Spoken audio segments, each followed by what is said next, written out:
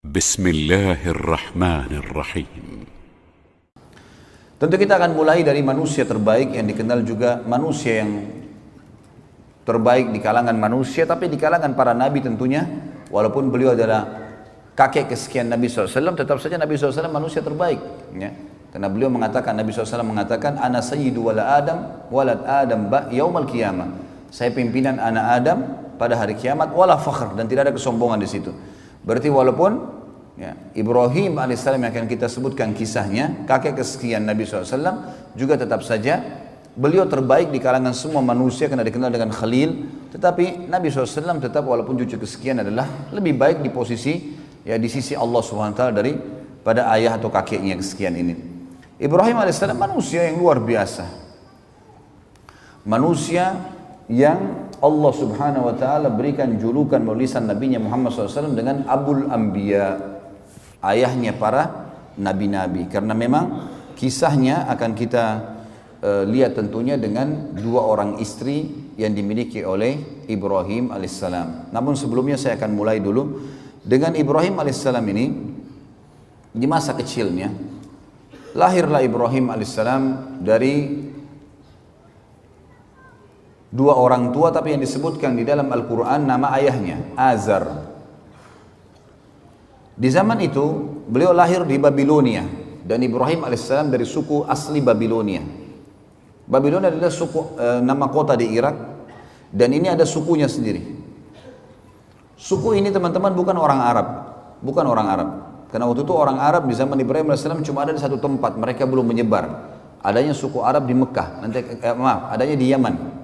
Adanya di Yaman, belum menyebar. Jadi memang setiap wilayah ada suku-suku sendiri.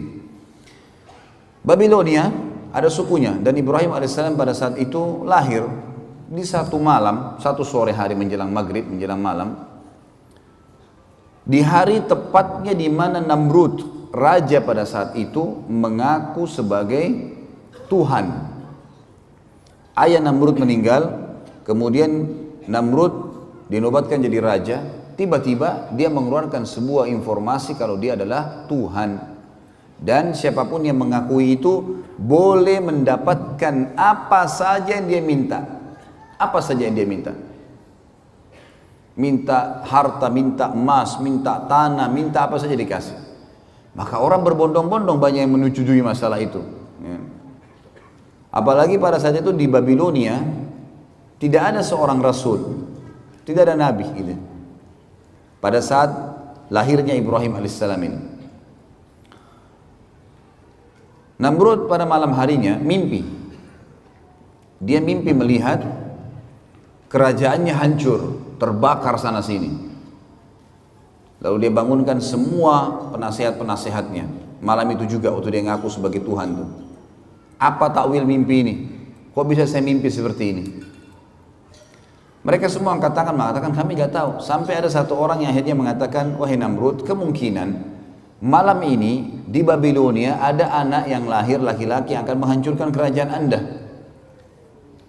Namrud lalu mengeluarkan sebuah instruksi yang aneh. Dia mengatakan kalau begitu semua anak laki-laki yang lahir di negeri ini malam ini bunuh.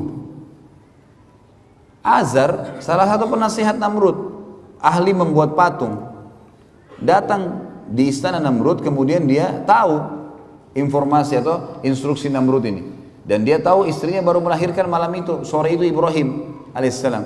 Maka datanglah Azar ke rumahnya mengatakan kepada istrinya, bawalah Ibrahim ini ke hutan supaya Namrud tidak membunuhnya. Ringkas cerita, dibawalah Ibrahim alaihissalam ke sana. Kemudian setelah dibawa teman-teman sekalian ke hutan, berjalan waktu itu umur Namrud sekitar 30 tahun. Terus saja Namrud mengumandangkan tentang masalah dia Tuhan, dan terus saja gitu kan. Sampai umur dia 40 tahun. Maaf, sampai umur dia 70 tahun. Dan pada saat itu Ibrahim alaihissalam berumur 40 tahun. Dinobatkan jadi nabi. Pergilah Ibrahim alaihissalam waktu diutus, hari pertama diutus oleh Allah sang pencipta menjadi nabi. Dengan cara umum tentunya, setiap nabi-nabi biasanya didatangi oleh Jibril alaihissalam. Kemudian mengatakan kalau kau adalah utusan Allah, lalu diberikanlah firman-firman Allah kepadanya. Ibrahim alaihissalam pada saat itu, saudaraku seiman, datang ke tempat ibadahnya masyarakat Babilonia. Ada sebuah kuil besar dibuat. Kemudian Ibrahim alaihissalam berkata kepada orang-orang di sekitarnya pada saat dia masuk ke tempat ibadah itu, yang mereka lagi kebetulan duduk di situ, kemudian mereka melihat ya, atau memberikan sesajen, memberikan segala macam. Ibrahim alaihissalam ada riwayatnya yang mengatakan sebelum tiba di tempat ibadah itu ada banyak patung-patung di pinggir jalan. Kemudian dia berkata kepada patung-patung di pinggir jalan itu, kenapa kamu dianggap sebagai Tuhan? Gitu kan? Lalu tidak ada sautan. Kemudian Ibrahim alaihissalam mengambil batu dan melempar wajahnya patung itu. Ternyata juga sama, tidak ada reaksi sama sekali. Karena kita sudah tahu patung tentunya tidak akan bisa bergerak, ya. Tidak akan bisa bergerak. Jadi jelas sekali dilempar sama batu tidak, didatangi oleh Ibrahim alaihissalam, dipukul di sekitarnya tidak juga bergerak. Ya. Yang jelas teman-teman sekalian, dengan penolakan, dengan Ibrahim alaihissalam melihat itu tidak ada apa-apa, yang sebelumnya pada saat dia dinobatkan jadi nabi, itu dia sempat kejadian ini yang membuat Allah menobatkan jadi nabi. Dia duduk di hutan, kemudian dia melihat ke bulan di malam hari. Dia mengatakan, siapa ya Tuhan saya? Kayaknya ini Tuhan saya nih. Lalu kemudian ditunggu sampai pagi. Dia sempat menunggu ada suara kah, ada obrolan, tidak ada. Besok pagi terbit matahari lebih besar. Lalu dia mengatakan, ini kayaknya Tuhan saya, ini lebih besar gitu. Kemudian juga ditunggu sama dia sampai terbenam matahari, mataharinya hilang. Kemudian dia mengatakan, kalau begitu ini semua bukan Tuhan, dan saya mengatakan saya menyerahkan diri kepada Tuhan yang Maha Esa dan Maha Tinggi agar ya memberikan kepada saya petunjuk. Maka akhirnya Allah Subhanahu wa taala menjadikan dia atau diberikan dia kenabian. Baik, ringkas cerita teman-teman sekalian, datanglah Ibrahim alaihissalam kemudian bertemu dengan tempat ibadah yang dibuat oleh Namrud. Dan sampai sekarang tentu kalau teman-teman ketik di Google tentang masalah peninggalan Namrud di Babilonia, akan ada gambar-gambar, banyak sekali gambar-gambar peninggalan istananya, puing-puingnya, tempat pembakaran Ibrahim alaihissalam, banyaklah. Ya. Ibrahim alaihissalam mendakwai yang paling pertama ayahnya. Begitu datang, dia bertemu dengan ayahnya, didakwahi ayahnya, didakwahi kaumnya. Allah menyebutkan dalam masalah itu dalam Al-Quran, surah Al-Anbiya, surah nomor 21 ayat 52 sampai 73. Surah Al-Anbiya, surah nomor 21 ayat 52 sampai 73. A'udzu billahi minasyaitonir rajim. Idz qala li abihi wa qaumihi ma hadhihi at-tamathil allati antum laha 'akifun. Qalu wajadna aba'ana laha 'abidun. Qala laqad kuntum antum wa aba'ukum fi dhalalin mubin. Qalu aji'tana bil haqqi am anta minal la'ibin. Qala bal rabbukum rabbus samawati wal ardi alladhi fatarahunna wa ana 'ala dhalikum minasy syahidin. Wa tallahi la akidanna asnamakum ba'da an tuwallu mudbirin. Sampai sini teman-teman saya berhentikan dulu dan akan kita lanjutkan ayatnya. Jadi ayat 52 sampai ayat ayat 57 sampai ayat 57 dulu. Kurang lebih terjemahnya kata Ibrahim alaihissalam, ingatlah kata Allah ketika Ibrahim berkata kepada ayahnya dan kaumnya, apa nih patung-patung yang sedang kalian sembah? Mereka berkata, inilah yang kami temukan yang disembah oleh ayah-ayah kami. Kemudian kata Ibrahim alaihissalam, ketahuilah apa yang sedang kalian lakukan ini dan ayah-ayah kalian adalah sesuatu yang sesat, salah ini. Lalu kemudian mereka berkata, apakah kamu datang membawa kebenaran atau kau hanya sekedar datang untuk mengganggu kami? Maka Ibrahim AS mengatakan, Tuhan kalian adalah yang menciptakan seluruh langit dan bumi, pemiliknya, pengawasnya, pengurusnya, dan saya termasuk saksi atas itu. Saya akan memberikan kalian bukti-bukti, dan kalau kalian tidak mau percaya, maka saya akan menghancurkan dan melakukan tipu daya terhadap Tuhan-Tuhan kalian ini. Ceritanya adalah Ibrahim AS masuk menemui ayahnya bersama dengan kaumnya lagi masuk ke dalam sebuah ma'bad, sebuah tempat ibadah yang dibuat mirip dengan piramida Mesir, Fir'aun, tapi piramida agak ngerucut kotak ya, seperti kotak lah batu-batu itu. Kalau ini enggak manjang, kayak bangunan manjang ke belakang, sampai sekarang masih ada tentu. Tangganya banyak ke atas. Di atas itu ada sebuah ruangan itu ditaruh patung-patung yang banyak sekali, gitu. Di antaranya patung Namrud. Dan mereka selalu tiap hari datang berikan sesajen, mohon-mohon, diberikanlah nama nih dewa api, dewa matahari, dewa bulan, dewa apalah, segala macam dewa-dewa nama mereka. Kemudian pada saat itu yang selalu membawa sesajen hanya orang penjaga kuil, tidak boleh yang lain. Kalau orang lain maka akan kualat. Ibrahim AS datang pada hari di mana beliau dinubuatkan jadi nabi dan temukan ada ayahnya di situ bersama kaumnya sedang menyembah. Ibrahim AS langsung naik, kemudian mendekati patung yang memang pada saat itu dikasih tinggi, ditinggikan tempatnya, naik tangga, naik ke atas. Tidak ada yang berani naik ke atas sana, kecuali penjaga kuil saja. Karena keyakinan mereka kalau didekatin patung-patung ini maka akan kualat, akan putus kakinya, akan putus tangannya, akan stroke badannya, akan segala macam hal. Akhirnya Ibrahim AS datang kemudian mengajak ngobrol patung itu, mengatakan, hai yang dianggap Tuhan oleh masyarakat Babilonia, apa kau tidak marah? Pada saat Ibrahim AS mengambil sesuatu sesajen di situ, maka tidak ada sautan. Saya mengambil sesajenmu. Orang semua lagi lihat. Lalu Ibrahim AS mengucapkan 2 kali sampai 3 kali, tidak ada jawaban. Lalu diambil sedikit di situ potongan makanan, lalu dilempar ke wajahnya patung itu. Jatuhlah ya buah atau makanan tersebut. Kemudian tidak ada sautan, karena kita tahu patung tidak akan bicara. Kata Ibrahim AS, hai yang dianggap Tuhan oleh masyarakat Babilonia, apa kau tidak bisa melawan saya? Kau tidak marah karena saya lempar kamu dengan sesajenmu sendiri? Nggak ada sautan. 2 kali nggak ada sautan, 3 kali nggak ada sautan. Mungkin biar jutaan kali tidak akan ada sautan tentunya. Pindah ke patung kedua dilakukan hal yang sama. Patung ketiga, semua patung itu dihina oleh Ibrahim AS. Setelah itu Ibrahim AS setelah keliling dari sisi kanan ruangan sampai ke sisi kiri, lalu dia mengatakan, hai kaumku, lihat ini apa yang kalian sembah. Patung kalian susun sendiri, kalian pahat sendiri, kalian bentuk matanya, kalian bentuk hidungnya, kalian yang pikul diangkat sampai ke situ. Lalu kenapa kok diminta tolong dari patung-patung ini? Yang telah menciptakan adalah kalian, Tuhan kalian Allah yang menciptakan langit dan bumi. Maka mereka diam, mereka tidak mau. Lalu Ibrahim mengatakan, saya pasti akan lakukan tipu daya terhadap patung-patung kalian ini. Apa tipu daya Ibrahim? Ayat 5, 8-nya berlanjut. Faja'alahum juzadzan illa kabiran lahum la'allahum yarji'un. Qalu man fa'ala hadha bi'alihatina innahu laminadh zalimin. Qalu sami'na fatan yadhkuruhum yuqalu lahu Ibrahim. Qalu fa'tu bihi ala a'yunin nasi la'allahum yashhadun. Qalu a anta fa'alta hadha bi'alihatina ya Ibrahim? Qala bal fa'alahu kabiruhum hadha fas'aluhum in kanu yantiqun. Faraja'u ila anfusihim faqalu innakum antum zalimun. Thumma nukisu ala ru'usihim laqad alimta ma haula'i yantiqun.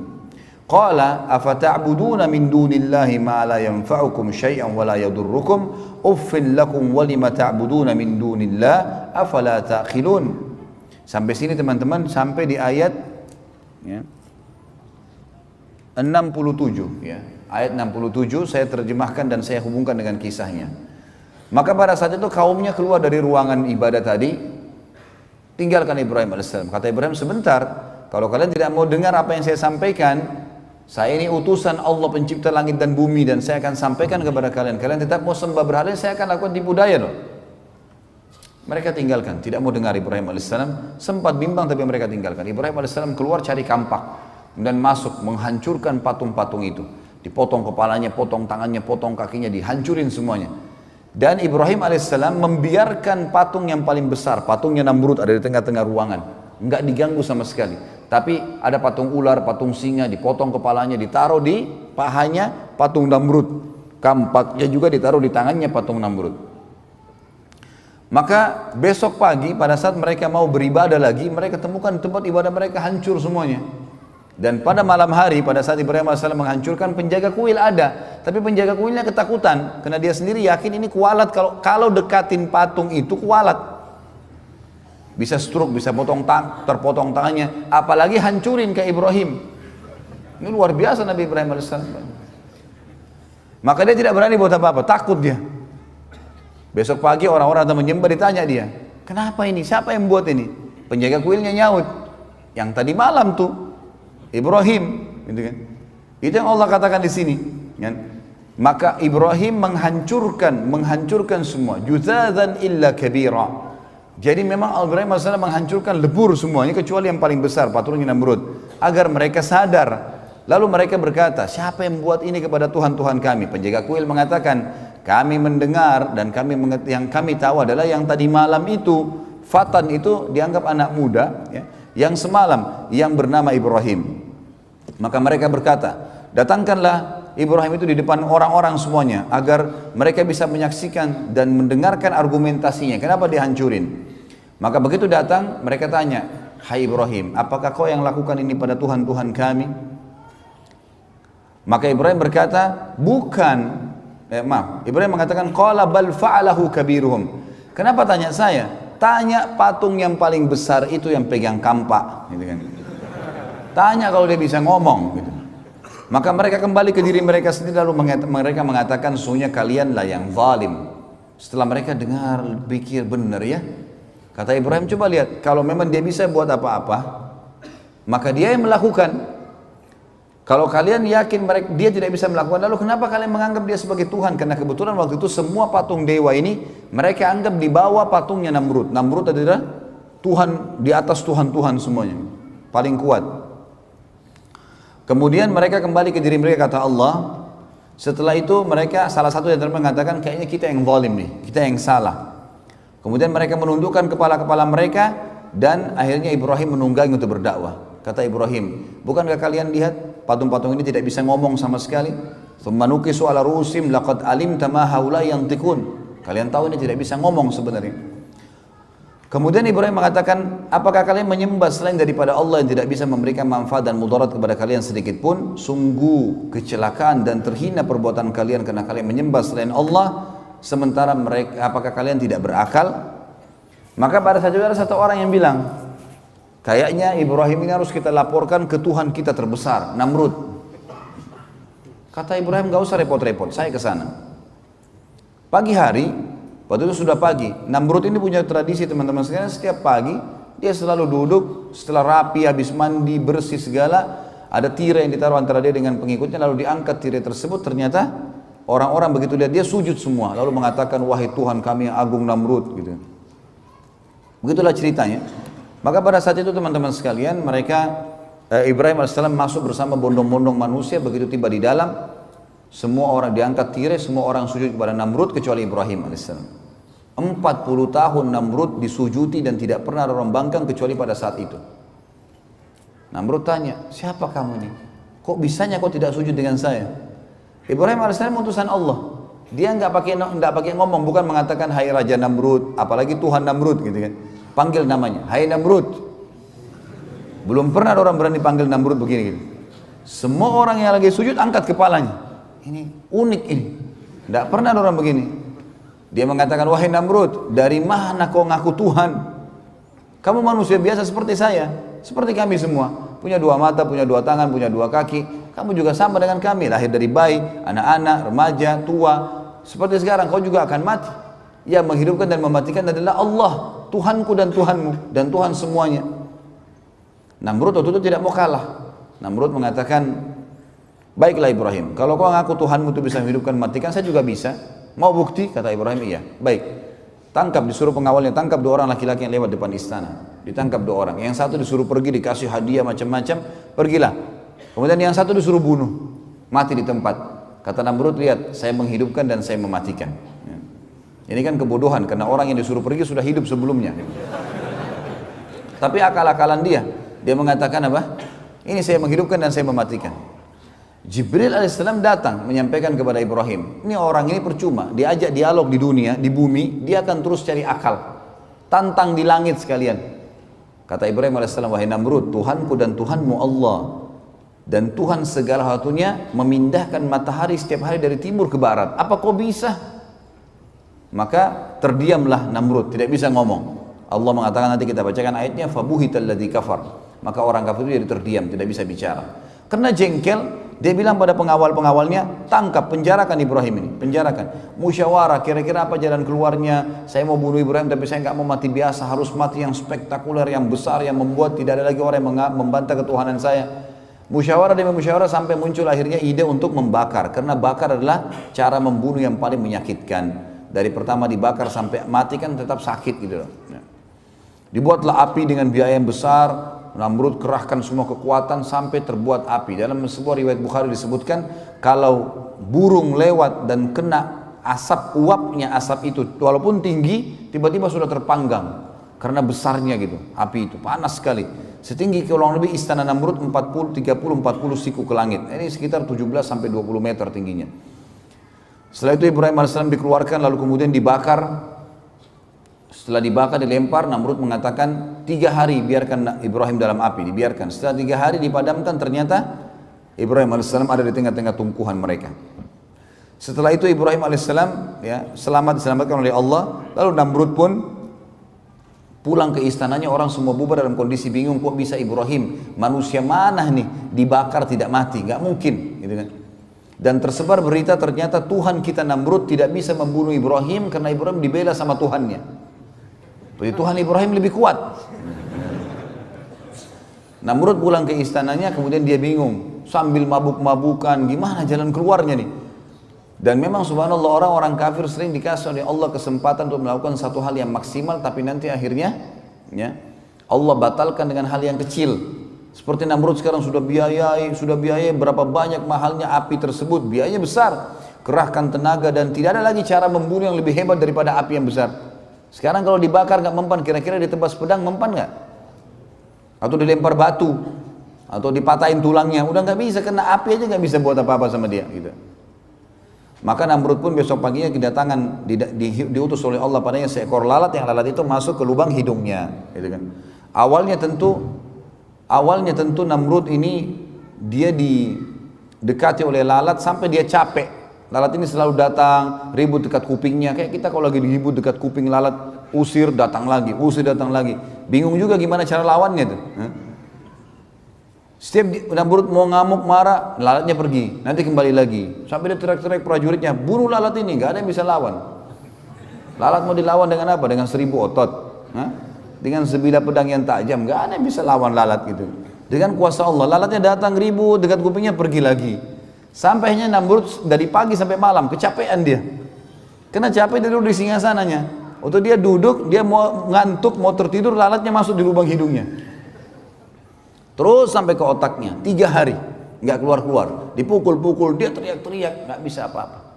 Zaman sekarang mungkin masih bisa orang pakai operasi, zaman dulu nggak ada operasi, salah belah mati kan gitu. Dan ini Tuhan mereka. Akhirnya setelah 3 hari nggak makan, nggak minum, nggak buang air besar, nggak buang air kecil, mati Namrud. Begitu dia jatuh, istri anaknya semua, dayang-dayangnya semuanya, perdana menteri, penasihatnya, orang-orang yang dekat dengan dia, yang ngakuin dia sebagai Tuhan, jadi selalu sujud tiap hari, itu lihat sendiri lalat keluar dari hidung Namrud. Dan tersebar berita, Namrud Tuhan kita dibunuh oleh lalat. Allah mengatakan dalam Al-Quran, lanjutan tadi ayatnya ya, kata mereka, qalu harrikuhu wansuru alihatakum in kuntum fa'ilin. Teman-teman tahu kalau pegang Quran dilihat ayat-ayat ini ya, karena ini ayat bersambung. Maka mereka berkata, bakarlah dia dan tolonglah Tuhan-Tuhan kalian, karena dia sudah rusak tadi, tempat ibadah kita dihancurin Tuhan-Tuhan kita, maka bakar si Ibrahim ini. Qulna ya naru kuni bardan wa salaman ala Ibrahim. Lalu Allah berfirman kepada api, hai api, jadikan dirimu dingin dan keselamatan bagi Ibrahim. Wa aradu bihi kaidan faja'alnahumul akhsarin. Mereka berusaha untuk menyiksa Ibrahim, maka kami jadikan mereka yang rugi semua, biayanya, hidupnya, segala ya, hancur semua keyakinan mereka tentunya. Jadi sampai ayat ini adalah kejadian tentang masalah Ibrahim alaihissalam tadi. Setelah itu, setelah Namrud mati teman-teman sekalian, Allah menceritakan wa najjainahu wa lutan ilal ardi allati barakna fiha lil alamin. Setelah itu kami selamatkan Ibrahim meninggalkan Babilonia yang diikuti oleh Lut.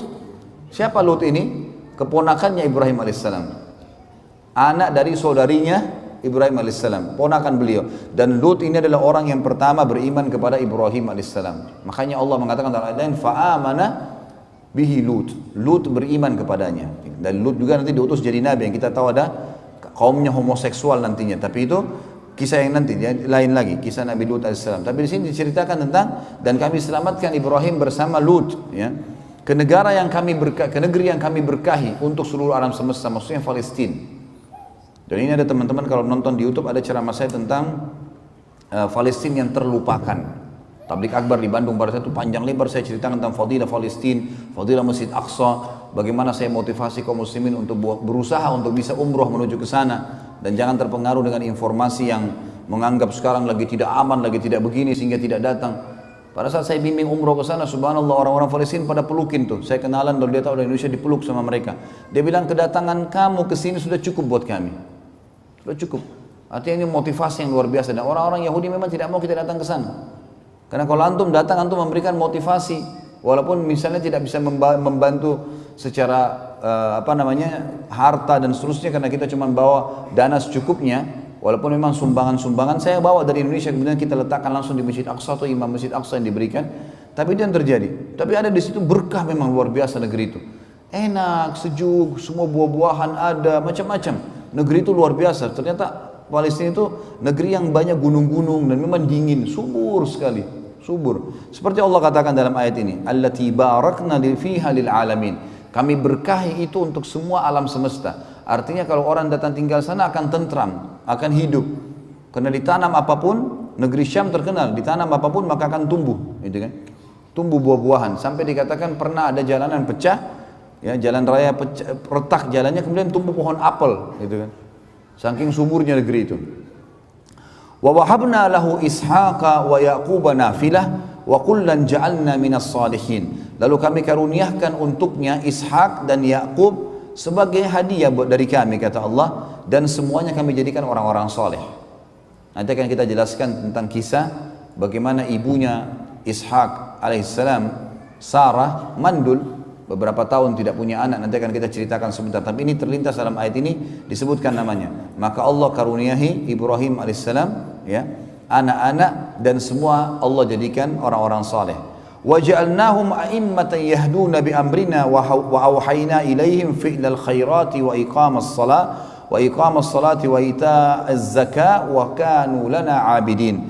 Dan kami jadikan juga mereka ini keturunannya Ibrahim semuanya imam-imam, maksudnya pemimpin yang akhirnya manusia mendapatkan petunjuk dari mereka, dan mereka menjalankan perintah-perintah dari sisi kami, serta kami wahyukan kepada mereka agar selalu melakukan perbuatan-perbuatan baik. Kata ulama tafsir, semua keturunan Ibrahim alaihissalam yang secara langsung, Ishak, Ismail, Yakub, kemudian turun Yusuf, ya, Musa, Daud, Sulaiman, Yunus, Ayub, ya, ini semua Musa, Isa alaihi wassalam dikenal dengan turun barisan, dan terakhir Nabi Muhammad SAW dari Ismail, semua ini adalah orang-orang yang saleh dan jadi pemimpin. Wa kanu lana, dan mereka selalu salat, berlomba-lomba dalam kebaikan dan dengan salat, menunaikan zakat, dan wa kanu lana abidin, dan mereka selalu menyembah kami. Tapi saksi bahasan kita masih bicara tentang proses Ibrahim alaihissalam tadi pada saat beliau tadi berdakwah di Babilonia. Baik. Ibrahim AS akhirnya meninggalkan Babilonia, teman-teman sekalian, dalam kondisi pada saat itu sudah menikah dengan Sarah, dan Sarah alaihissalam tidak punya anak, karena beliau mandul. Hijrahlah Ibrahim alaihissalam ke Palestina. Babilonia ditinggalkan, hijrah ke Palestina, gitu kan. Tinggal di Palestina, dan ini menandakan Palestina masuk dalam lokasi dakwah beliau alaihissalatu wassalam. Dan kita perlu tahu teman-teman sekalian, semua nabi-nabi sebelum baginda Nabi SAW, sebelum Nabi Muhammad SAW diutus untuk wilayah-wilayah tertentu dan kaum tertentu saja. Ibrahim AS punya 3 lokasi. Babilonia yang akhirnya ditinggalkan karena sudah selesai masalah Namrud tidak mau beriman, dan kaumnya pun banyak yang kufur. Kemudian Allah suruh hijrah ke Palestina. Kemudian di Palestina lah banyak orang yang mengikuti risalah Nabi Ibrahim AS, dan kita tahu ada pembangunan Masjid Aqsa di situ. Kemudian dan dibangun oleh Ibrahim AS, kemudian beliau disuruh ke Mekah. Nanti akan kita jelaskan kisah panjang lebar munculnya kota Mekah, dan ini juga adalah lokasi dakwah Ibrahim alaihi salatu wassalam. Kita masuk sedikit di kisah rumah tangga Ibrahim alaihissalam. Beliau memiliki istri Sarah, dan setelah menikah cukup lama, kemudian juga bertahun-tahun, ya, disebutkan dalam riwayat sampai umur Sarah mencapai 60 tahun belum punya anak. Ringkas cerita, pada saat Ibrahim alaihissalam pergi ke Palestina, hijrah dari Babilonia, Beliau satu hari ingin masuk ke Mesir. Dan Palestina sama Mesir dekat sekali. Ya, kalau kita lihat di peta, cuma dipisahkan, ada daratan kecil tapi dipisahkan dengan Laut Merah. Ya, dipisahkan dengan Laut Merah. Dari Laut Merah ini bisa orang nyebrang langsung ke Palestina. Dan sampai sekarang kalau teman-teman ke Jordan, kalau umroh plus Aqsa biasanya mampir di Jordan. Di Jordan itu ada satu tepi di Laut Merah, di ujung Laut Merah itu ada 4 negara bertetangga. Palestina, Mesir, kemudian Yordania, dan Saudi. 4 negara berdekatan karena di pojok dari Laut Merah itu. Ibrahim alaihissalam pergi ke sana, dan waktu itu di Mesir ada raja zalim. Ada raja zalim. Kezaliman raja ini apa teman-teman sekalian? Dia suka mengambil istrinya orang. Penyakit. Dia anggap kalau ada perempuan dinikahi oleh seorang laki-laki, pasti perempuan ini punya kelebihan. Diambil sama dia. Dan diambil ini memang diambil jadi selir, dirampas dari suaminya. Sarah alaihissalam wanita terkenal dengan kecantikannya. Sampai sebagian ahli sejarah mengatakan, dinukil dalam beberapa athar, di antara wanita yang sempurna secara fisik adalah Hawa, ibu kita, kemudian Sarah, istri Ibrahim alaihissalam, Asia, istri Fir'aun, Khadijah, Fatimah, istri Nabi SAW dan anak Nabi SAW, gitu kan? Itu tersebutkan memang gitu. Yang jelas Sarah ini punya kelebihan fisik yang luar biasa, sehingga laki-laki kalau melihatnya itu pasti sepakat mengatakan orang ini cantik, seperti itulah. Sebelum masuk ke Mesir, kata Ibrahim AS kepada Sarah, di dalam negeri ini ada orang zalim. Ini zalim luar biasa nih. Dia suka ngambil istri orang. Jadi kalau kamu didekatin nanti oleh prajurit-prajurit, jadi raja ini punya prajurit-prajurit ngeliling di jalan-jalan Mesir. Ada perempuan cantik, ditanya, kalau ada laki-laki sebelahnya, siapa kamu? Suaminya. Langsung dibunuh suaminya, diambil. Bawa ke raja. Seperti itulah, diambil secara paksa. Kata Ibrahim, nanti kalau kau ditanya siapa, katakan kau saudariku. Maksudnya saudari si iman. Karena ada ukhuwah Islamiyah gitu kan, ada persaudaraan dalam Islam. Islam ini agama yang satu, dari Adam alaihissalam sampai Nabi Muhammad alaihissalam, semua agama satu, Islam, tidak ada agama lain. Cuma ada pembaharuan syariat. Makanya kata Nabi SAW, saya dan semua nabi-nabi seperti orang yang satu induk. Satu induk, sama, cuma perbedaan hukum halal haramnya yang berbeda.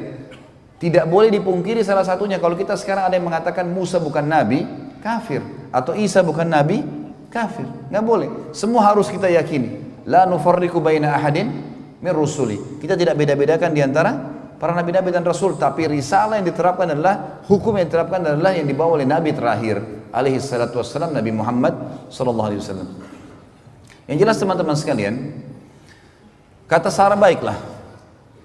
Begitu masuk di Mesir, dengan hikmah Allah, ternyata orang Mesir, prajurit Mesir Raja Zalim ini lihat Sarah. Begitu dia langsung didatangin. Pertanyaan pertama ditanya, siapa kamu? Ibrahim mengatakan, saya saudaranya. Tanya Sarah, siapa kamu? Saya saudarinya. Tapi karena cantiknya Sarah, dia nggak peduli lagi. Mau suami, mau bukan, pokoknya ambil. Tangkap nih orang. Ini yang disuka sama raja nih. Dibawa. Ibrahim alaihissalam tidak boleh ikut, ditahan. Bawalah Sarah alaihissalam masuk ke istana raja. Begitu lihat rajanya langsung nafsu mau mendekati. Sarah alaihissalam berdoa kepada Allah, ya Allah, ambil alih orang ini. Gitu. Jangan sampai coreng kehormatan, karena ini raja, gak ada yang bisa lawan dia kecuali dengan kuasa ilahi. Tiba-tiba tangan kanannya raja ini stroke, gak bisa bergerak. Waktu dia mau jama, gak bisa bergerak tangannya. Kata raja itu, apa yang kau lakukan dengan saya? Kata Sarah, saya berdoa pada Tuhan saya untuk menyelamatkan dari keburukanmu. Dia bilang, kalau gitu berdoa sama Tuhanmu, minta supaya saya disembuhin, saya tidak akan ganggu kamu. Sarah alaihissalam berdoa, ya Allah, sembuhkan orang ini. Sembuh tiba-tiba tangannya. Tadinya nggak bisa bergerak, dia sudah mau jama berhenti, kayak matung tangannya gitu.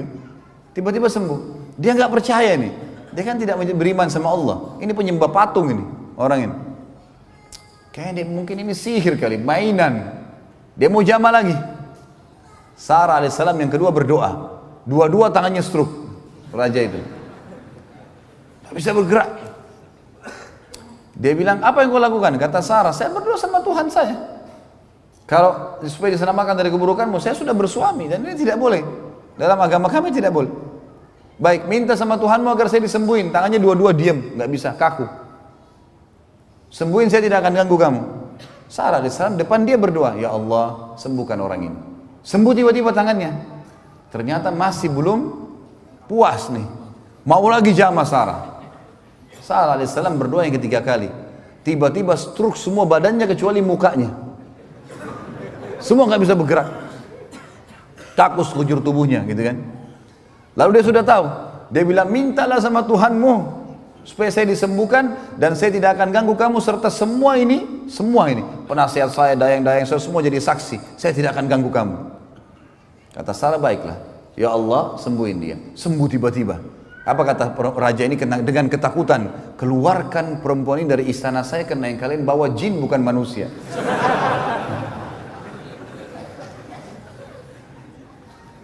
Keluar Sarah alaihissalam, merasa aman dikeluarkan, tapi raja ini ketakutan. Raja ini jangan sampai di luar istana dia berdoa mati nih. Ini stroke gak ada lagi, tadi kan dia bisa minta disembuhin. Maka dia menghadiahkan salah satu budak wanitanya bernama Hajar. Raja Mesir ini menghadiahkan budak wanita bernama Hajar. Tentu ada ahli sejarah yang mengatakan ini anaknya raja itu. Untuk mengambil hatinya Sarah supaya jangan Sarah berdoa dia kena stroke lagi gitu. Tapi yang saya temukan dalam riwayat-riwayat yang banyak dinukil adalah ini memang hamba sahaya terbaik, wanita terbaiknya yang dianggap pada saat itu oleh raja gitu. Hadiahkan kepada Sarah dan waktu itu umurnya setengah umur Sarah. Umur Hajar alaihissalam dan madunya nanti tentunya adalah Sarah alaihissalam ini setengah umur. Kalau saya tidak salah pada saat itu umur Ibrahim alaihissalam sudah sekitar 40 tahun tentunya ya.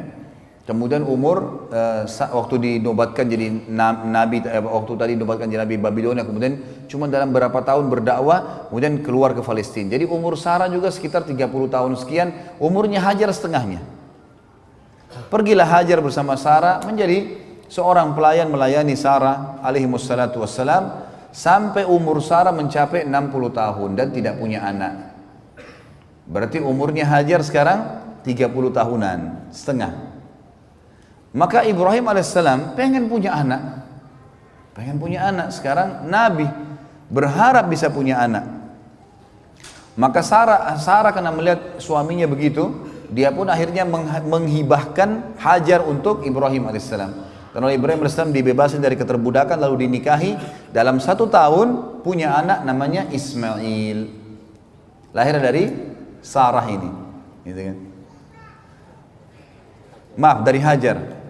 Makanya waktu Amr bin As radhiyallahu anhu di tahun 20 Hijriah di zaman khilafah Umar bin Khattab mau masuk ke Mesir, kata Amr bin As dalam suratnya untuk Raja Mesir, kami mengajak kalian masuk Islam, diterangkanlah Islam panjang lebar, dan kami mengajak kalian untuk melanjutkan hubungan silaturahim kalian dengan Nabi kami. Kata orang-orang Mesir, apa hubungannya kalian dengan kami? Kami suku Kipti asli Mesir dan kalian orang Arab dari Jazirah Arab, nggak ada hubungannya. Kata Amr bin As, kakek Nabi kami bernama Ibrahim, istrinya Hajar dari Mesir. Dan juga Nabi Muhammad SAW memiliki salah satu wanita di bawah naungan beliau, Maria Qibtiyah radhiyallahu anha, adalah orang Mesir. Kakeknya menikah dengan orang Mesir. Nabi kami juga salah satu pasangan hidupnya adalah orang Mesir. Kembali ke kisah tadi, menikahlah Ibrahim alaihissalam dengan Hajar, kemudian memiliki anak yang diberi nama Ismail. Jadi Ismail alaihissalam lebih besar ya, sekitar 2 tahun atau 3 tahun selisih dengan Ishak alaihi wassalatu wassalam. Baik, berjalan waktu, Sarah alaihissalam wanita, dia lihat Hajar bisa memberikan anak untuk suaminya, dia juga ingin punya anak. Tapi umurnya sudah 60 tahun. Berdoa kepada Allah. ya Allah mudahinlah anak untuk Ibrahim dari saya. Allah subhanahu wa ta'ala menerima doanya Hajar, doanya Sarah.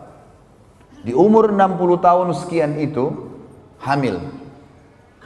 Awal berita sampainya hamilnya Sarah ini, karena ini kejadian besar. Ini hampir sama kejadian dengan istrinya Nabi Zakaria yang sudah 60 tahun mandul, tidak punya anak. Dijelaskan dalam surah Maryam, gitu kan?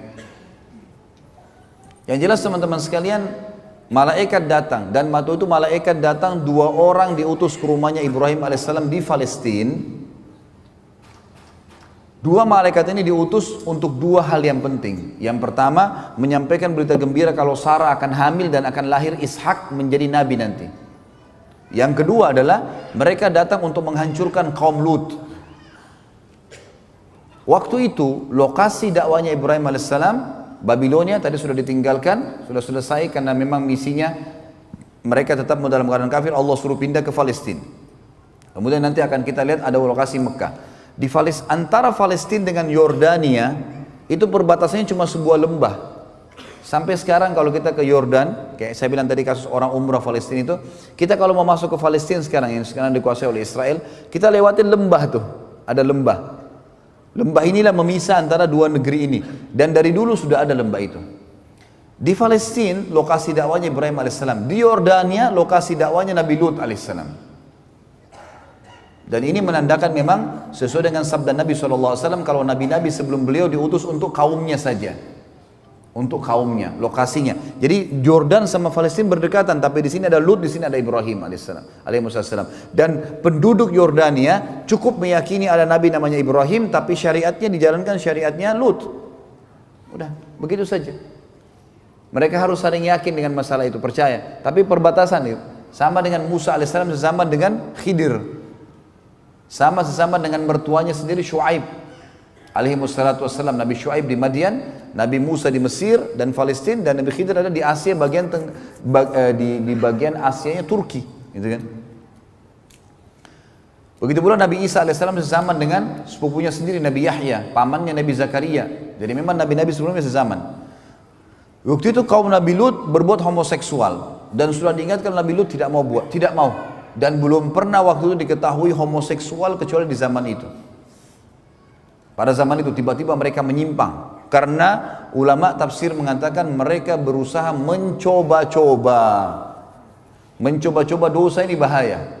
Coba-coba rokok, coba-coba khamr, coba-coba zina. Coba ini bahaya. Mencoba akan membuat orang terbuka tameng dari dirinya untuk biasa melakukannya.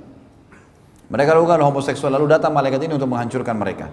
Allah ceritakan dalam surah Dzariyat, surah nomor 51 ayat 24 sampai ayat 30.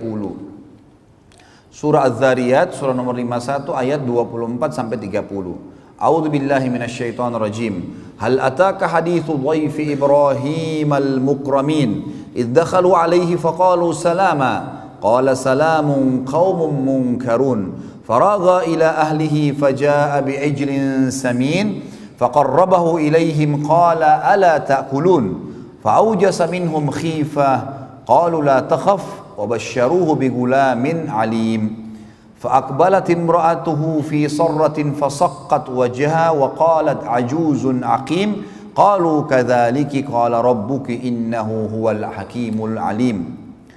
Sudah sampaikah kepadamu, hai Muhammad dan pengikutmu, cerita tentang tamunya Ibrahim, yaitu malaikat-malaikat yang dimuliakan.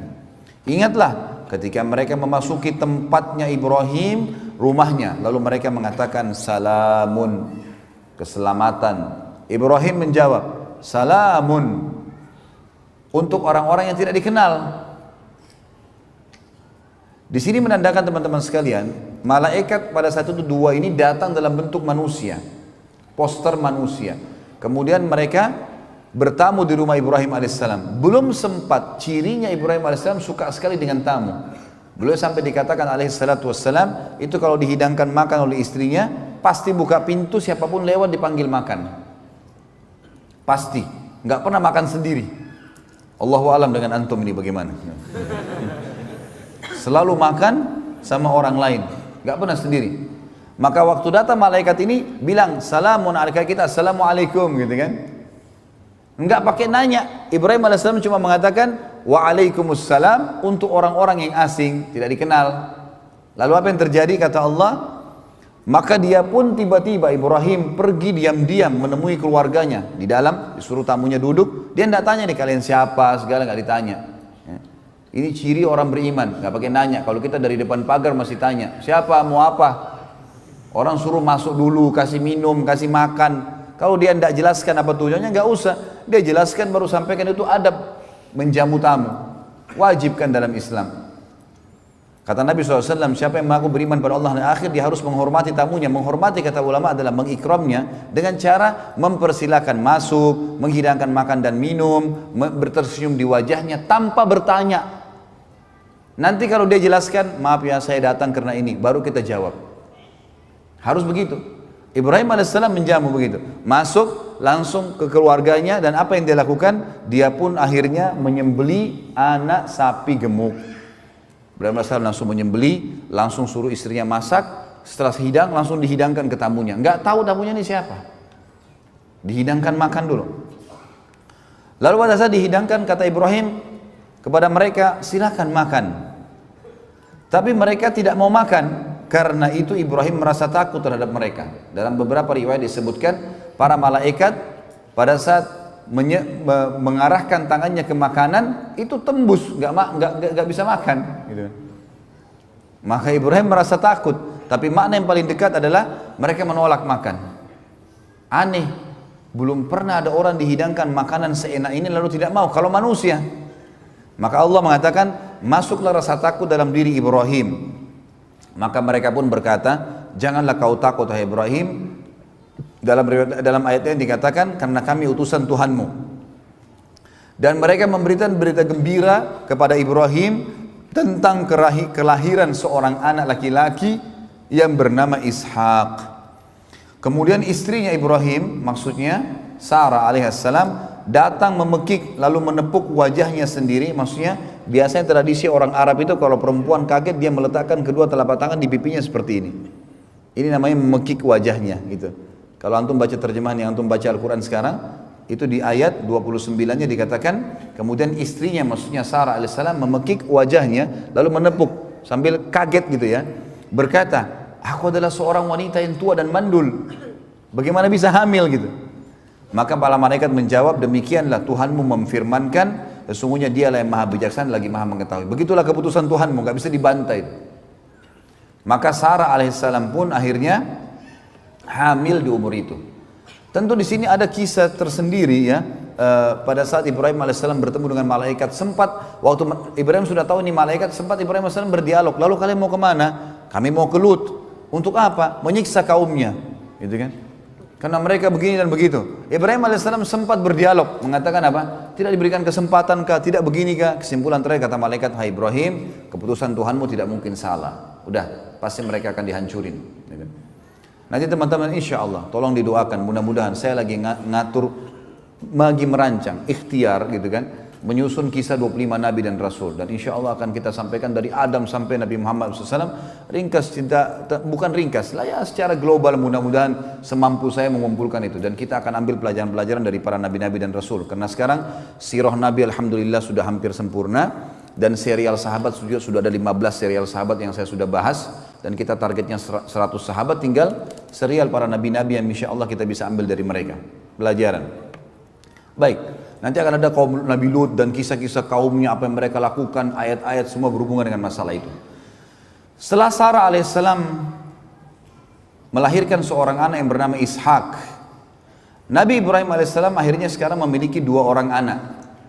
Ismail dari istri kedua Hajar dan Ishak dari istri pertama Sarah alaihissalam. Datang perintah Allah subhanahu wa ta'ala kepada Ibrahim alaihissalam pada saat itu untuk membawa istri keduanya Hajar bersama dengan anaknya Ismail ke sebuah lembah yang sangat jauh dari Palestina. Itulah Mekah. Waktu itu tidak ada manusia teman-teman, tidak ada manusia, nggak ada pohon, lembah. Jadi kalau kita lihat gambar aslinya, itu ada beberapa gambar diilustrasikan, digambarkan oleh para sejarawan yang ada di Mekah. Sekarang ada di beberapa museum diletakkan. Itu Ka'bah dulu berada pas di lereng gunung, di sebuah lembah. Jadi itu kalau hujan pasti banjir. Karena di sekitarnya itu ada dua gunung besar, As-Suwaida dengan Abi Kubais, gunung yang sangat besar. Ini lembah tengah-tengah, dan dulu tidak ada Ka'bah, nggak ada pohon, nggak ada kehidupan. Nanti kita akan bacakan ayatnya. Pada saat itu perintah Allah SWT mutlak kepada Ibrahim AS, bawa istrimu Hajar dengan Ismail ini ke wilayah tersebut. Dipandulah Ibrahim AS. Ibrahim AS berkata pada istrinya, siap-siaplah ikut dengan saya. Ikutlah Hajar, patuhan pada suaminya. Dan kita lihat nanti di sini bagi teman-teman yang berumah tangga, ambil ibrah dari para nabi-nabi ini. Luar biasa mereka dalam berumah tangga. Bagaimana suami patuhnya sama Allah, bagaimana istri patuh dengan suaminya pada hal yang membantu untuk mendukung perintah Allah itu, bukan pada kemaksiatan. Dan apa nanti yang didapatkan oleh Hajar karena dia patuh sama suaminya. Lihat bagaimana banyaknya pahala yang dia akan panen.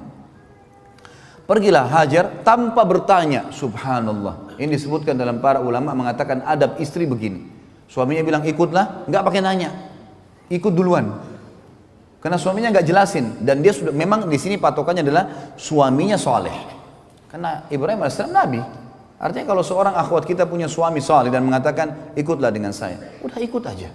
Nanti kalau dijelasin kita akan ke rumah ibu saya, kita akan ke sini, ya sudah. Perintah Allah, bukan karena dia. Karena suami istri teman-teman harus menganggap pasangannya tanda kutip adalah boneka yang Allah titipkan. Ini setiap kita laki-laki di sini harus menganggap istri kita adalah boneka tanda kutip yang Allah titipkan. Ini istrimu ya, saya jadikan sebagai istrimu, sudah halal kemaluannya dengan kalimat akad, maka dia punya hak, naungi dia, didik dia, berikan nafkah, penuhi kebutuhannya. Karena saya, karena Allah, bukan karena dia. Maka saya akan berikan pahala, mati masuk surga. Di sana akhwat kita juga begitu. Ini suamimu ya, ini tanda kutip boneka yang saya titipin. Layani dia, penuhi kebutuhan biologisnya, makanannya, pakaiannya, cuci segala macam, pakai masakannya, segala macam. Karena saya akan kasih balasan. Tinggal sabar sampai mati sudah dapat balasan. Ini variabel-variabel hukum yang harus kita paham. Jadi kita berbuat baik pada mereka, anak kita, orang tua kita, semua ini Allah yang berikan hubungan variabel dan ada bentuk ketaatan kepadanya. Harus difahami. Hajar alaihissalam pergi. Dikatakan dalam sebuah athar, sepanjang jalan Hajar nggak pernah nanya mau kemana hai suamiku, nggak pernah nanya. Ibrahim AS istirahat, disiapin makannya, dilayani. Jauh, Palestina ke Mekah teman-teman, dengan kuda tercepat sebulan perjalanan. Kuda tercepat. Ibrahim AS dari Palestina ke Mekah waktu itu pakai unta. Lebih lama lagi. Tiba di lembah itu, belum ada Ka'bah. Karena perlu kita tahu ya, Ka'bah ini teman-teman dibangun pertama oleh Adam alaihissalam bersama dengan anaknya Syith alaihissalam. Syith adalah anak Adam yang sangat saleh, terkenal. Tulisannya Shin Ya Tha, Syith. Ini orang saleh sekali dan dia bersama ayahnya membangun nanti tentu ada kisah dalam kisah Nabi-Nabi, saya akan jelaskan insyaallah. Maka Syith ini membangun Ka'bah bersama ayahnya. Tapi pada saat terjadi banjir besarnya Nuh alaihissalam, yang dikenal dengan kiamat kecil, habis semua termasuk Ka'bah, bangunannya hancur. Karena semua bumi ini hancur, tenggelam dengan air, dari bumi dikeluarkan air, dari langit juga hujan air. Semua hancur, kecuali yang ada di atas kapalnya ya, Nuh alaihissalam. Sebagaimana dijelaskan, nanti ada kisah Nabi Nuh panjang lebar masalah itu tentunya. Yang jelas teman-teman sekalian, yang tertinggal adalah pondasi Ka'bah. Diistilahkan dalam Al-Quran Bakkah. Bibakkah, gitu kan? Ada ulama tafsir mengatakan adalah Mekah, ada yang mengatakan adalah makna daripada pondasi dasarnya Ka'bah. Tinggal pondasi itu. Ibrahim AS itu seorang nabi, sudah dijelaskan oleh Allah yang maha tinggi dan maha pemurah, itu melalui Jibril tentang masalah kota ini. Tiba di Mekah, di lembah itu, tidak ada lihat apa-apa, karena pondasi Ka'bah pun tertutup dengan padang pasir, lembah kosong, tidak ada tanaman sedikit pun. Maka yang terjadi apa teman-teman sekalian?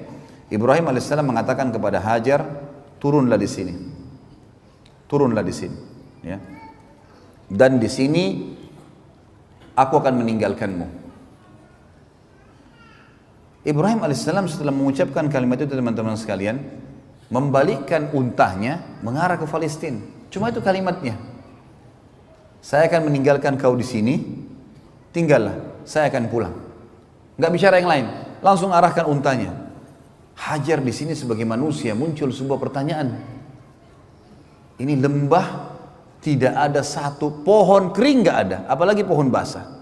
Nggak ada hewan, nggak ada manusia, padam pasir, gunung-gunung batu, nggak ada apa-apa sama sekali. Sampai sekarang teman-teman kalau ke Mekah, kalau kita bayangkan tidak ada bangunannya, itu batu semua, gunung batu sama padang pasir. Itu dulu belum ada bangunan sama sekali. Maka Hajar mengikuti unta dari belakang, mengatakan, wahai Ibrahim, apa kau tinggalkan kami di lembah yang tidak ada makan, tidak ada manusia, tidak ada hewan, nggak ada pohon? Ibrahim alaihissalam sambil nangis jalan. Nggak jawab. Hajar ikuti dari belakang. Wahai Ibrahim, apa kau tinggalkan kami di lembah? Dengan ini bayangkan ya, saya tidak tahu bagaimana kalau ada akhwat kita, suaminya suruh turun dari mobil, diapain tuh mobil? Ini sudah dilemparin batu kali. Ini sudah diletakkan, tak ada sebab, nggak ada penjelasan, masih ikut. Wahai Ibrahim, kenapa kau letakkan dengan santun? Kenapa kau letakkan kami di lembah? Nggak ada manusia, nggak ada hewan, nggak ada pohon. Ibrahim AS sambil nangis jalan di atas unta. Yang ketiga kali ditanya, wahai Ibrahim, kenapa kau letakkan kami di lembah? Tidak ada manusia, tidak ada hewan, tidak ada tumbuhan. Ibrahim nggak jawab. Jalan. Ibrahim ini sebenarnya alaihissalam bisa jawab, tapi berat buat dia. Karena istrinya disuruh oleh Allah tinggalkan di situ. Dan keterangan pun pada saat itu sebagian ahli sejarah mengatakan belum dijelaskan kepada Ibrahim alaihissalam kenapa istri dan anaknya disuruh taruh, tapi Ibrahim patuh. Nanti kita ambil pelajaran bagaimana waktu Ibrahim alaihissalam disuruh menyembelih Ismail. Keterangan cuma mimpinya sembelih anakmu. Nggak ada keterangan yang lain ini. Nggak ada keterangan nanti kalau kau patuhi nanti akan saya ganti dengan kambing, nggak ada. Pokoknya perintah kerjakan. Sama Musa alaihissalam, kita ambil pelajaran dari para nabi luar biasa. Disuruh angkat tongkatnya cambuk ke Laut Merah. Musa tidak tahu ini air mau jadi terbang kamu apa. Pokoknya perintah Allah cambuk tongkatmu. Tongkat ini biasa dipakai untuk ngurus gembalaannya, tongkat kecil. Musa alaihissalam patuh, lakukan. Orang mukmin begitu. Kerjain dulu, nggak usah nanya kenapa. Kenapa duhur sama asar 4 rakaat, kenapa Allah protes lagi? Kenapa nggak dikasih jam 2 saja 4 rakaat sekali? Yang menciptakan urat sarafmu, mengalirkan darah ngalir situ, itu yang mau ciptakan langit dan bumi, patuh dulu sebagai hamba. Kalau ada hikmah, nanti hikmah itu pelengkap.